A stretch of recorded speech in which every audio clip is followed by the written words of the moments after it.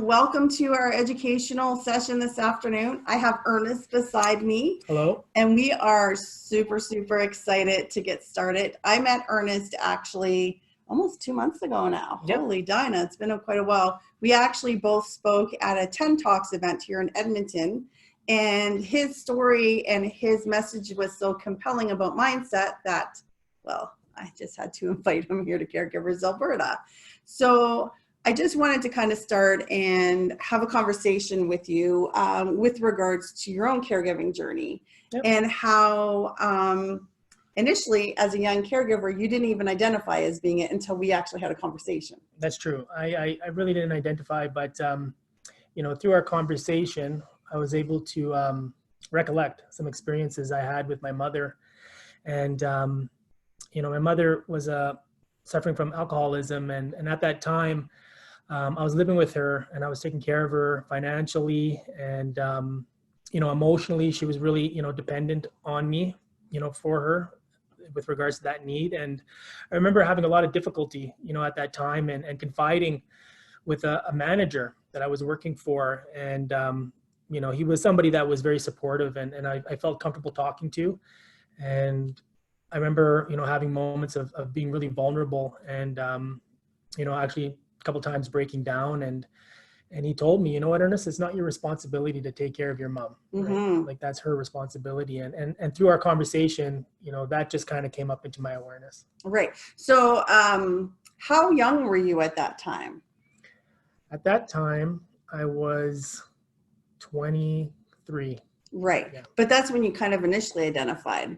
But I think even earlier on that we had a conversation, you started to identify also as being a caregiver. Yeah.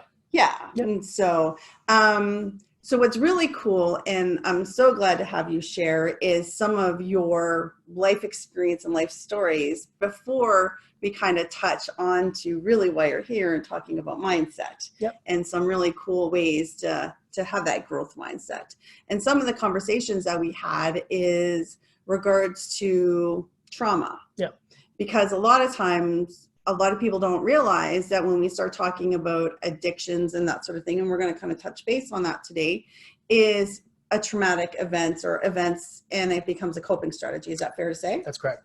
Yeah, there is experiences, growing up where I didn't know my father. So that was obviously, a traumatic, event for myself. I never seen a picture of the man. Right. I know of his name. And so I was raised, by my mother and raised, with regards to her family on my mother's side. And obviously, me being a different ethnicity than my mother, my father being that, I learned from an early age, that I was different.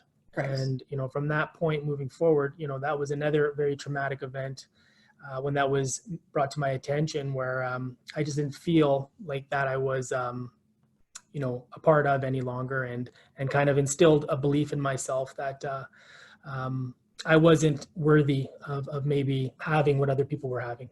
Right. And I'm sure that there's other caregivers and people who can understand that. And one of the things too that we kind of talked about was being a caregiver and identifying that some of the things that we actually go through because of being a caregiver can be quite traumatic as well. Mm-hmm. And you taking care of your mom with her alcoholism and even your stepdad, because I think at one point you had mentioned that he had some coping strategies with alcoholism as well, if I recall. Yeah. Yeah. We had a really great life. Like when my stepfather came into the picture, he provided me with a lot of opportunities, to play hockey. We went on, numerous vacations, we went to Disneyland and things were really great for a number of years. And then, when addiction came back into the picture for the both of them, things really, really turned pretty sour. Right. Yeah. So, and what was your coping strategy? Because obviously, part of the conversation we're having today is talking about your coping strategies. And I thought that maybe you could touch on that aspect and how we actually got into the changing of the mindset. And well, I think at that point, I still had a sense of entitlement because my life was obviously pretty good. As long as I was disciplined and was going to school and getting good grades, I was able to, pretty much have, what I wanted with regards to clothes and allowances and things of that nature. But when things, I guess, went to the wayside, I chose, a path, that wasn't, the best, and, obviously led me, to addiction and a lot of trouble that ensued from that choice. Right. And one of the things we just talked about actually before starting this was I asked you how old you were when addiction started to show up for you. Mm-hmm. And you said you were 15. Yeah. Mm-hmm. Yeah. And, a lot of people don't understand that it actually starts off quite literally as really soft drugs for you initially, yep. Right? In alcohol. Yep. And then it progressed. So I would love for you to share a little bit about your story with that, or is that part of the story you're going to share? Well, I think that, the progression, obviously it's progressive in nature. And, obviously I made some bad choices, when I was a lot younger, and today, that's not the case. I'm not who I was. I'm definitely who I am today and moving forward. And definitely with regards to the workshop mindset, I'll definitely touch on how I was able to turn that around. Perfect. Awesome. So should we get in deep dive into the mindset piece now? Yeah, I think that's pretty exciting. Okay. So I'm just going to share my screen here, everybody. So you just need to give me a second to be able to find it because it's being a pain. Okay. And slideshow start at the beginning. And you just need the arrows right down here when you're ready. All right, okay. Take it away, and I'm going to move away. Okay, thank you, Lisa. As Lisa has mentioned, my name is Ernest Boucher, and I'll be your facilitator this afternoon for the workshop Mindset, Change Your Mind, Change Your Life. And first and foremost, I would like to share a story, as I believe that this story, pertains to the topic of discussion with regards to the information that's in this workshop. And the story is called The Elephant and the Rope. So there was a story of a man who was passing by some elephants, and he suddenly stopped, and he was confused by what he was observing. He was witnessing these huge, massive creatures who were being held down by a small rope that was tied to its back leg. So there was no chains and there was no cages, just a small rope. And so it became pretty obvious and pretty clear to this individual that these massive animals at any time can make the attempt to break free, but they chose not to do so. So him being curious and having an inquiring mind, he proceeded to find a nearby trainer. So he asked the trainer, why don't these elephants, run away? And the trainer proceeded to say that, well, when these elephants are very, very small and a lot younger, they use that very same rope, that small rope, to tie them. And at that age, that rope is strong enough to hold them. And as they grow up, they're conditioned to believe that they can't break free. They believe that that same small rope can hold them. So the man was amazed, at that story and that explanation. Here were these massive, powerful animals who were capable and had the capacity at any time, to make the decision to break free. But because they believed they couldn't, they didn't. So now let us pose the question, first and foremost, to myself and everybody that is participating on this online workshop. So just like the elephant in the story, how many of us have gone through life holding on to a belief that we couldn't do something, even though maybe we have failed before in the past? So if that's a yes, please feel free to check that off in the chat box, because I know myself, I'm included in that as well.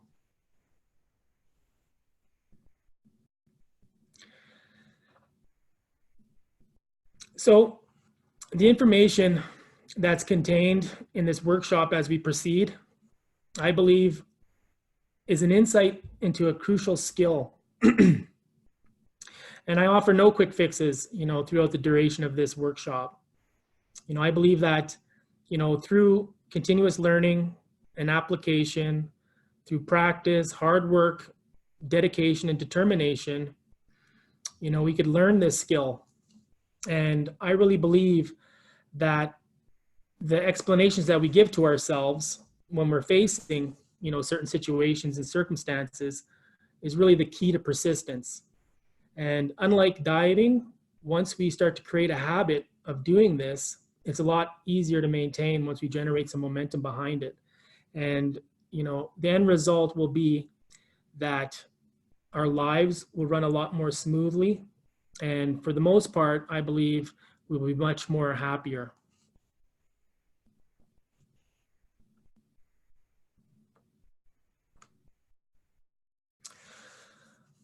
So what we're going to discuss now is called the AB sequence. And I believe that we all go through this sequence through the course of our lives. And I want to make the correlation of this sequence with regards to the story that we've just shared. I'm going to go through the first ABC, which is A, which stands for adversity. So it could be difficulty with a person, place, or thing. It could be a situation or a circumstance that we are currently facing. The B could be a belief. It stands for belief, which is usually consists of I statements, which could be rational, but for the most part are irrational. They're distorted, and they're really strong convictions if they've been intact for a very, very long time. And the C is the consequence, which is the feeling and the action that's induced as a result of that feeling.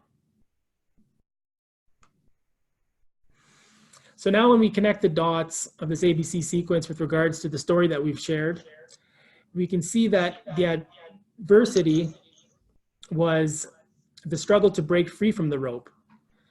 At that time, the elephant was a lot younger and a lot smaller, but we could see that that was physical. It was something that was external. But over time, we get to belief.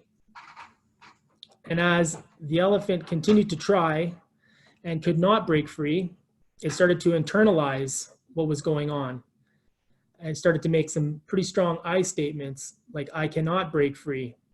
It is impossible. And at that point, it becomes something within the elephant's mind. It's something that's internal and it's something that's mental. And as a consequence of that, which is C, the elephant started to produce feelings of helplessness. And with regards to those feelings of helplessness came dejection and passivity. And what was induced as a result of that, with regards to the action, was that it gave up and it quit trying.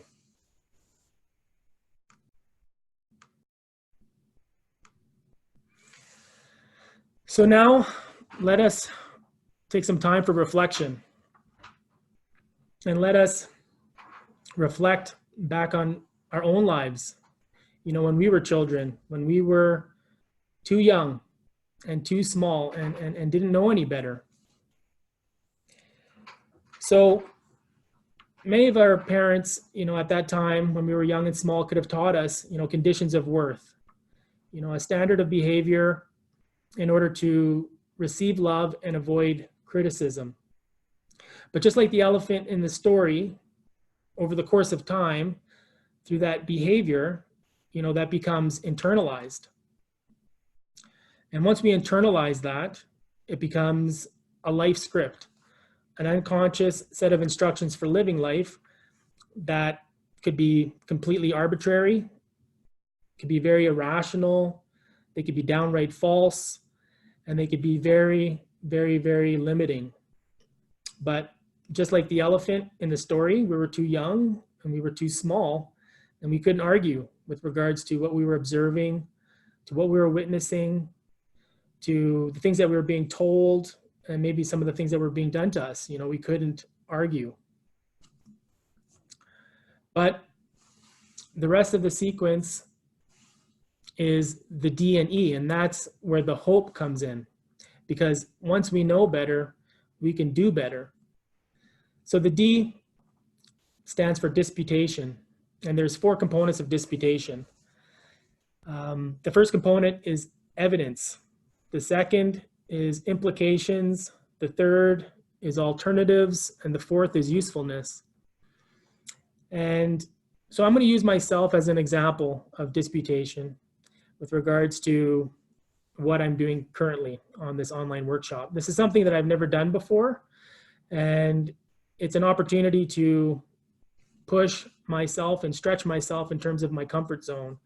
And so leading up to this event, you know, I've had some self-doubt. I've had some obsession kick in about maybe not being good enough, maybe not being smart enough, maybe not being able to articulate or, you know, convey a message that may be clear enough that could provide an idea or maybe some information that somebody could take away from this workshop and apply in their own lives to better their own situation and circumstance.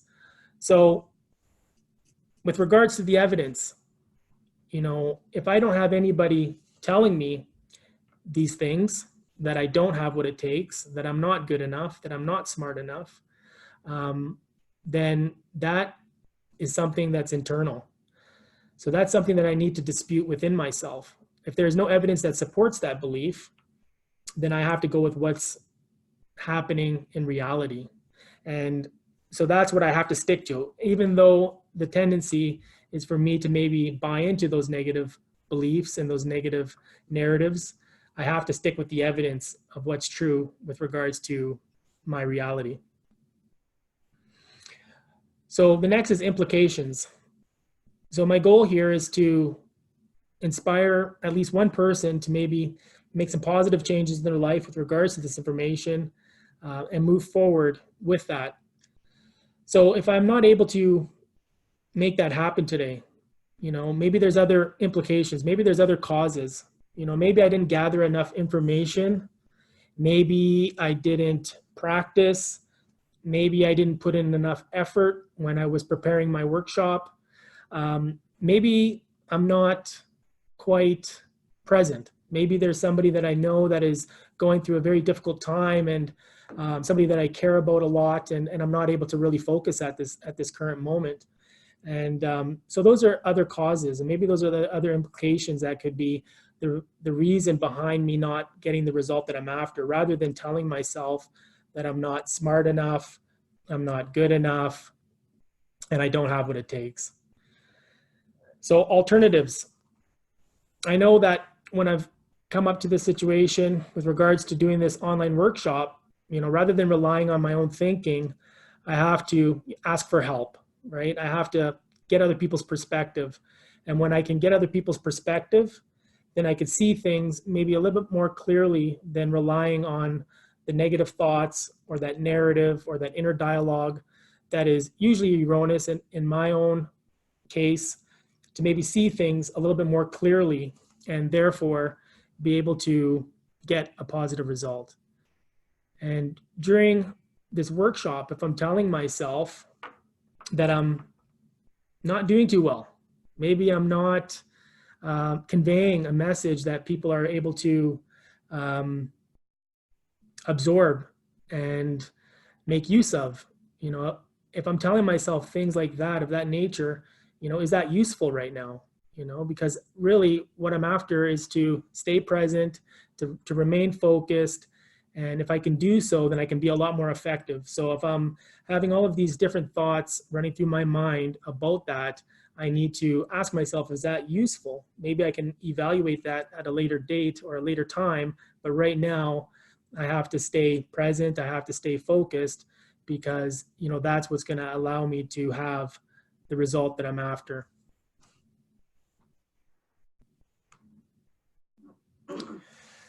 So the key to all of this is definitely it's our explanatory style. So it's going to be optimistic versus pessimistic. So the pessimistic explanatory style consists of explaining adversity into permanent, personal, and pervasive. And the optimistic explanatory style consists of explaining adversity into other, temporary, and specific.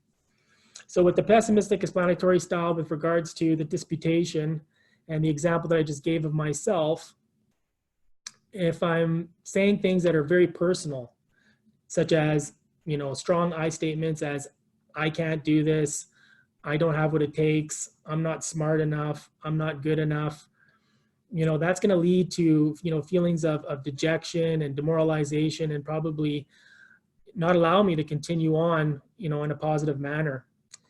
And if I'm making statements that are permanent, because of this, this is the way it's always going to be, because I didn't achieve, the result that I'm after with regards to this workshop, I'll never be able to achieve anything moving forward.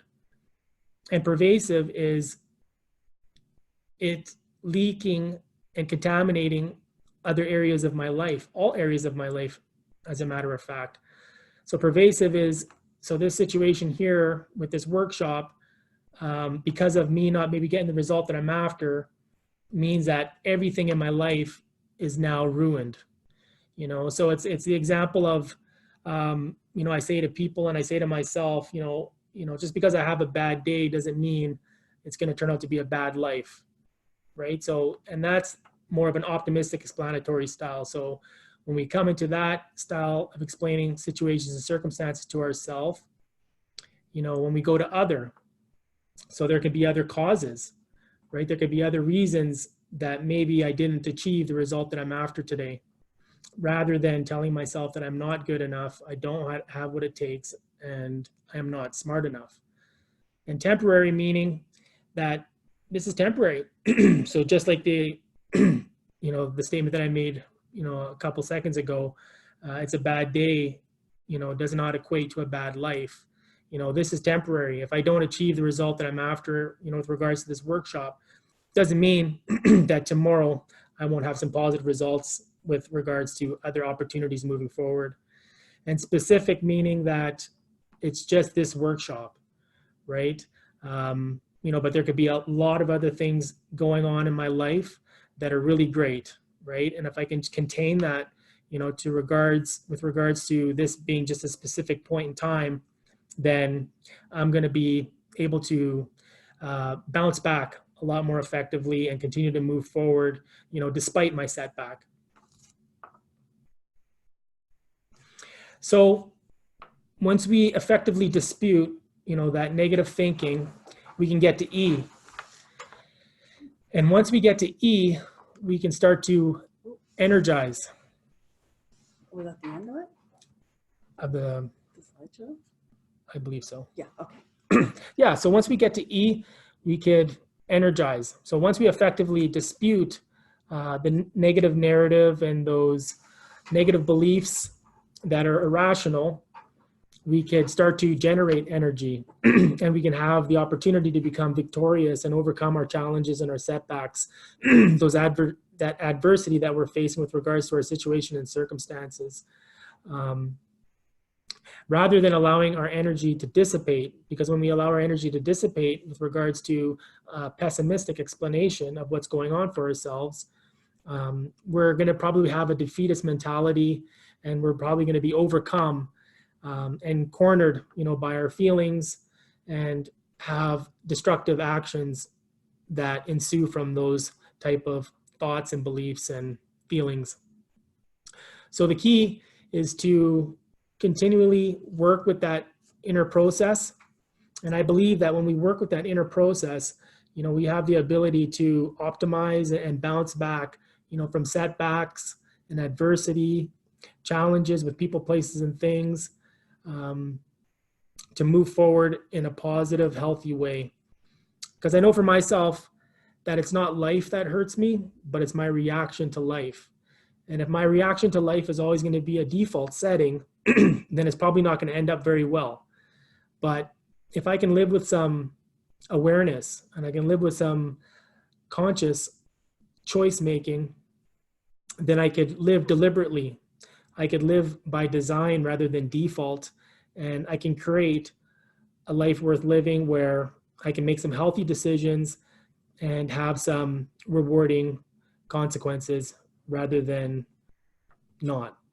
So for myself, that has been the key to me being able to be where I am today. And hopefully, like I said, this is not a quick fix. This is something that I've had to work on throughout the course of my life once I've come across this information, but it's really been fulfilling and rewarding, and it's really ultimately allowed me to be here sharing in front of you as a result. So so that's the mindset. The mindset is to work with that process, and by doing so, I'm able to change my mind and therefore change my life. Thank you. I'm just gonna stop sharing here and come back to us. So that was really awesome. I really like the fact about the pessimist and optimism, Yep. which is kind of the fixed mindset and the growth mindset. Yep. And one of the things with fixed mindset and growth mindset that I really love that you shared with me earlier, you have a son that's 15 or 14. I'm saying it's 13. 13. Yep. Why do I keep thinking he's older? It's okay. I keep aging him older. This has been a couple of times that we've chatted. But one of the things that we just discussed was how you have open conversations with him with regards to some of his fixed mindsets of maybe, you know, getting ready to prepare for a test at school. Yep. And how you utilize these sequences to actually help him get out of those limiting beliefs that he has. Yep. And I would love for you to share a little bit about that and how it can actually work no matter what it is that we're working on. Because, you know, it's interesting when we always talk about ourselves, but it's really cool when we can talk about young caregivers or a caregiver who has, you know, somebody who their care recipient has an illness or a disability, and how we can get stuck in a fixed mindset. Yep. And just how your experience with your son has really impacted him in a positive way. For sure. Yeah. For myself, like, you know, I know that, you know, a test score or a final grade, you know, is just an evaluation. You know, it tells you where, you know, a child's performance and where they're at, but it doesn't tell you necessarily where they can end up. And so for myself, you know, with regards to the fixed mindset and the growth mindset, is that people with the fixed mindset definitely have a tendency of believing that, you know, intelligence is static. And, you know, for myself, when I explain things to my children, you know, it's definitely dynamic. You know, it's something that can be cultivated, you know, through growth, you know, through effort, through hard work, you know, through practice. So, you know, when I came across this ABC sequence through, you know, reading a book written by Martin Seligman, you know, there was information about working with children, and you know, so this is something that I've done, and I've taught my son this sequence, and currently, you know, trying to, you know, work with my daughter on that. But there's been instances where I've had conversations where people have called me and they've looked, you know, for me at, you know, to help them out with a certain situation that they were facing, and I'd be on the phone and I'd be explaining, you know, how to go through this you know, situation and circumstance. I remember one time in particular, I hung up the phone. And my son's like, "Dad, like that's what you taught me. Right? Yeah. That's the ABC, right?" Yeah, and he recognized it. Yeah, I think that's fabulous. And I think Yeah. that's important to recognize how that you can implement and place that seed for change to your son, who at some point in time is probably talking about it in other places, and you don't even recognize that that's happening. So how powerful and impactful is that? Yeah. But one of the things that I really like that you talked about too is the temporary zone of having that possibly of a fixed mindset. Because one of the things that we need to recognize that a lot of times for us to learn and to grow, sometimes we need to go through a process of failure or defeat of some aspect of things. And one of the most powerful things that I can think of conversations that you and I had, it was with your addiction. Yep. Because you said that you've gone in and out of treatment. Yep. And one of the things you couldn't figure out was that one thing to really keep you clean. Yep. And it was this. That's right.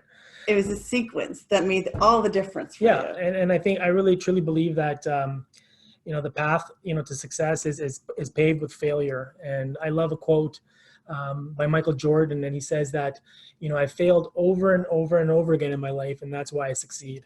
Right. And if you think of any entrepreneur or a physician who now looks after some of our care recipients, they had to work at what they did, and their techniques, say a surgeon, for an example, they had to practice over and over again. And how many times did they fail before they succeeded? And I think that's really important to be aware of, because we as caregivers can get fixated on we're not doing enough, or we're tired, or how do we move forward with this? How do we find the information? And we get stuck.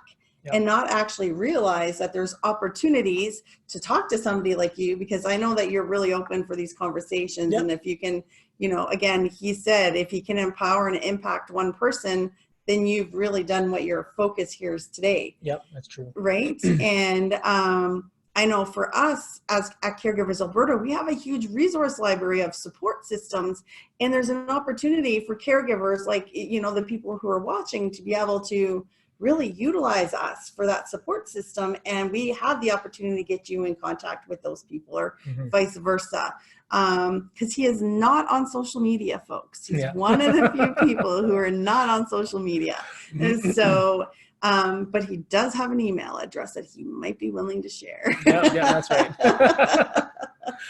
So I think that's important. And another thing that you had said there, again, with the temporary thought process. And I know a lot of this comes down to limiting beliefs and that sort of thing, and evaluating and looking at the evidence of stuff that had happened. Yep. And I actually talk quite frequently about what's called the 5 mirror system. And it's your perspective versus the other person's perspective versus what is something else that somebody else is in the room and what they see. And then taking one step out further and actually looking as if you're a fly on the wall, and then coming in and looking at the evidence base and taking all the emotions out of it.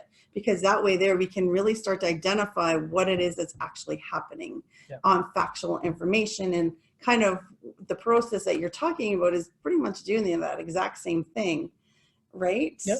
Yeah, so I think it's really cool, even though we have 2 different ways to approach it, it's pretty much the same. Yeah, it is pretty much the same. You know, there's you know, there was a time where, you know, I would go to somebody, you know, somebody that was, you know, really important, you know, that is still very, very important in my life. And I remember, you know, initially, you know, struggling with a lot of these limiting beliefs and this, you know, negative, you know, self-talk. And I remember, you know, having conversations with this person, and this person said, you know what, Ernest, like, that's just a story you're telling yourself. Right. And I think that's really impactful, because we were actually, I think you should share that little bit, because as I told you before we came on here, I've known this story for a little bit. Yep. And that aspect of thing has been really impactful and really empowering. And I don't know that they're aware of how empowering that moment was for you. Yeah, you know, this person's been, you know, instrumental, you know, with regards to where I am today. You know, has really allowed me to come into myself, you know, and you know, this person has said, you know, subtle things that have really stuck and they've really made an impact. And so when this person, you know, mentioned that it was just a story that I was telling myself, and you need to stop telling yourself that story, you know, but there was really nothing practical from that point with me to learn how to do that. Right. You know, so for myself, you know, I took the initiative, right? I took the onus upon myself, you know, to take the initiative to find out, you know, what that was. And that's just through learning. Right. And that's just through learning, continuous learning, and, you know, self-education and practice and effort. And once I was able to, you know, connect the dots, I could see that the picture emerging was that I was responding more appropriately, you know, to life. And I was able to meet life on life's terms. And I wasn't being cornered by my feelings any longer. And I wasn't at the mercy of events and situations and people, places, and things. And rather than being influenced, you know, by those things, you know, I could therefore influence my response. Right. You know, I had a choice. And once I was able to identify that I had a choice, I can now use those things to my advantage. Right. And what's really cool, because part of the process that you had talked about is putting this educational session together, this workshop together, your limiting beliefs showed up. Yep. And you were talking about that, and how, you know, you have a support system that you can reach out to, and how important that support system is, just to kind of realize that fixed mindset shouldn't be stuck where it is, and you use the tools to get through it. Yep. Still on an everyday occurrence. That's right. And for myself, like with the fixed mindset, you know, it's you know, it leads to us getting, you know, bitter and bitter. But with the growth mindset, you know, it leads us to getting better and better. Right. And that's the advantage. And before, I never had that perception. And so that's been a complete paradigm shift for myself, where I interpret things differently now. I'm not a victim anymore, and I don't blame, other people for my situation and circumstance. And I've taken responsibility. And I know, like, through that sequence of events that we've just talked about in the workshop mindset, that it's adversity, but it also stands for activating event. So the activating event is just a trigger, right? So life is just a trigger. There may be just instances where we get triggered, but it's not the event that produces the feeling, right? It's not the person, the place, or thing that is the cause. It's actually the memory. It's what's going on for us. Yes. It's that belief and that narrative and that interpretation of what's going on that creates that feeling. Absolutely. So once I was able to identify that, I was no longer a victim. Right. And I think that's really key, because one of the things we've also talked about before is trauma. And one of the things that I am really advocating for is about traumatic events that people go through and how it affects individuals, but their families, but also being able to have coping strategies. Because a lot of time as caregivers, it is a traumatic event that we go through. It is something that not everybody goes through, and it's just not a normal thing. And being able to have different tools like your mindset sequence in your toolbox gives an opportunity for people to work through it a little bit easier. Yeah. But one of the things that we need to also identify is that we also need to be open for change. And there is 5 principles of change that we need to be willing to do. And if we don't go through that change process, then we're not going to change. That's because we stay stuck in that fixed mindset. Yep. So I think it's really incredibly important for people to be aware of that. But also, again, having that support system to reach out, because, limiting beliefs will show up all the time. All the time. And even, I'm sure today, as you're getting here, that fear and excitement feeling showed up, right? And what's really intriguing is when we talk about fear and excitement, it's actually the same chemical reaction in our bodies. Yep. And a lot of times it can take a hold of us, and we don't want to take that next step because we're scared of the unknown. Yep. And you've been quite comfortable in the last few months getting out of that comfort zone. Yep. And, just something that you shared too, that I think is super important, just so people are aware that they can be an advocate for themselves and they can be an advocate for their care recipient by changing their mindset. But we were talking about work and your work and how impactful it's been, this whole sharing of this vulnerability that you've taken on and coming out into your fear and actually talking about mindset at work. Yeah. With the owner of the company that you work at. Yeah, that's right. Right. So that just shows you how impactful getting out of your own way and out of your comfort zone. That's right. And I think it's really impactful, because not only are you being a leader and with people in your lives just generally, like your son and myself, but you're also impacting people that you work with. You're impacting caregivers that are on here today that can really, truly start to identify that they are possibly in a fixed mindset and really want that growth mindset. Yeah. Yeah, it's amazing. I like I said, like when me and Kimberly, we came into the Fall into Wellness event that you had put on, and there was a chalkboard, and it was written, what gives you joy? And at that particular time, I didn't write anything on the board, but really the essence for me is helping. That gives me joy. Right. Knowing that I'm useful and that I'm contributing and I'm making a difference. And my experience, is valuable in that regard. And the education and learning that I've been able to take on for myself, and all of the help that I was able to receive and continue to receive at this very point, could help somebody else. Right. And it's just a ripple effect, where before the decisions that I made, negatively affected, my family, my community, my employer. I've been able to turn that around with regards to this workshop and learning about mindset, and now influence all of those aspects in a positive way. Right. And I mean, how incredible that you found this new purpose. by just sharing at 10 Talks initially, Yeah. right? but that was the whole intention. Like I remember, meeting the individual that set up that talk, that event, and it was just a chance encounter. I was at the right place at the right time. Yeah. And I said, you know what, I'm not too bad of a speaker. I wouldn't mind, participating and contributing. And they said, sure. And so my intention was to do that, obviously to use that platform to reach people, but also to network. Right. And that's how I was able to meet you. But how ironic was it? Yeah. So I need to share this because you guys won't know this. So Ernest and I actually sat side by side like this that night, and we didn't share 2 words until the end. Yeah. And I said, I need your information because I think you have a really powerful story, and what you do and speak about mindset is extremely empowering, and we need to find a way to share that. And this brings you to here. Exactly. Right? Yeah. Like, how amazing is that? And that's one of the great things with Caregivers Alberta.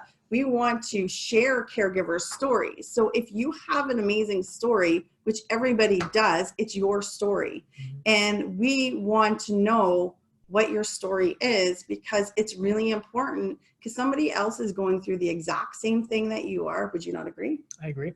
And we may not identify as being the exact same as everybody else, but there's similarities in everyone's story.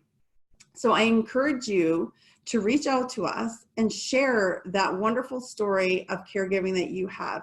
And it doesn't need to be beautiful because within every story, there's struggle, there's emotion that sometimes we don't want to be vulnerable and feel. But the idea of coming up with the ways that you have been able to positively come out the other side or finding ways to cope can definitely benefit other people. We're testament to that, to be honest, right? Because we were both caregivers, and now we actually try to empower others or support others going through a similar journey to what we have. Mm-hmm. If you were to leave, well, actually, should we open up to some questions or some? Yeah, sure. Yeah, you're cool with that? Yeah, I'm okay with that. So anybody have any questions? You can take your mute off and make a comment, a question to ask Ernest about the mindset piece, or to share a little bit about your story. We'd be super cool with that too. Come on. Hi. It's weird. I've never done this before. So I have a question about, like, if you're talking with your son, who's a younger teenager, right, and have an open mindset, right, to learning new things. For caregivers, often it's elderly, right, or people who may not be so open to new ideas or change in their routine. How would you encourage just a new mindset and trying new things versus being stuck? So that's an incredible question, actually, Kimberly, because in a lot of times, caregivers are not seniors. No, I mean, like the people you're taking care of, right. or however that may be. The care recipient. Yeah. And again, it's finding ways that you can start on the level that they are at and be able to give them the power to make those decisions. So, we can use dementia because a lot of people that we work with have dementia, whether it's early onset dementia or, different people in different stages of dementia. And at some point in time, some behaviors show up that they need some extra support.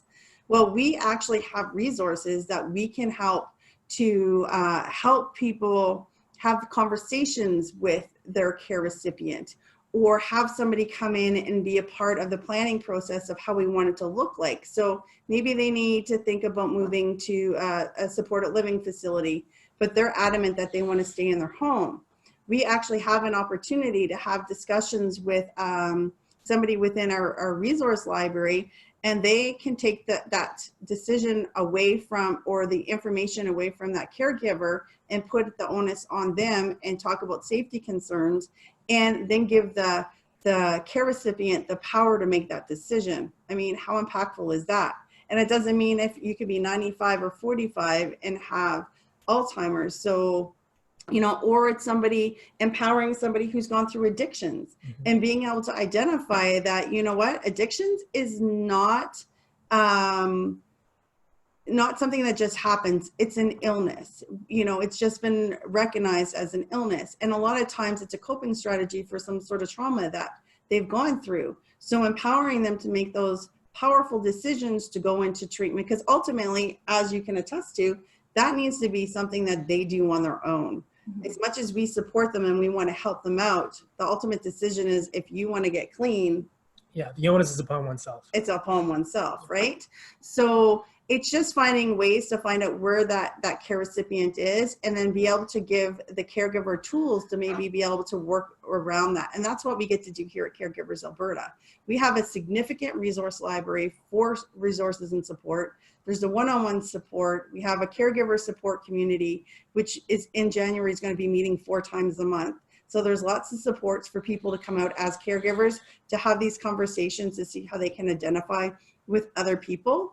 And I will tell you that within those meetings, there is information that comes out that I go, oh my gosh, we have to do an education session on this because it's so powerful and people need to know about it. So great question. But yeah, just so you know, young caregivers, 27% are between the ages of 15 and 19 in Canada. What kind of resources are available for younger caregivers who may not have like the legal ability to make decisions for older care recipients? So they don't, I wouldn't even say that they need the power of persuasion per se. What they need is the tools in their toolbox. So as they grow older and they go through different cycles of caregiving, that they have opportunities that they don't end up in compassion fatigue. Thank you. Yeah, you're welcome. Anyone else have a question or like to say something?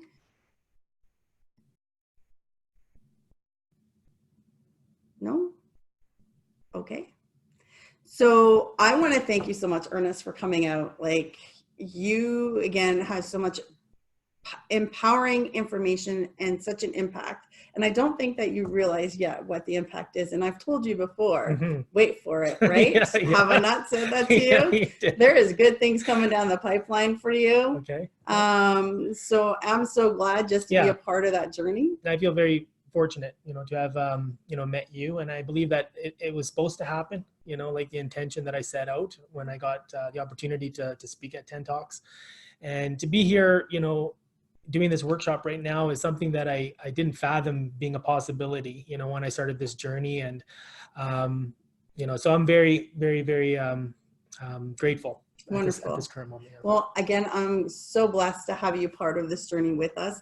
I know this is not the end with Caregivers Alberta and Ernest and mindset and different possibilities. But if you have any questions that you want answered, please let us know. You can email us specifically at Caregivers Alberta at office or advisor at caregiversalberta.ca. You can email me directly at ladams@caregiversalberta.ca. We have our Facebook. Go check it out. There's so many cool information sessions or information and recordings and stuff there. Not only that, I have to mention what's coming up in December. We are having our education session, but it's all about making Christmas decorations. It's an ornament.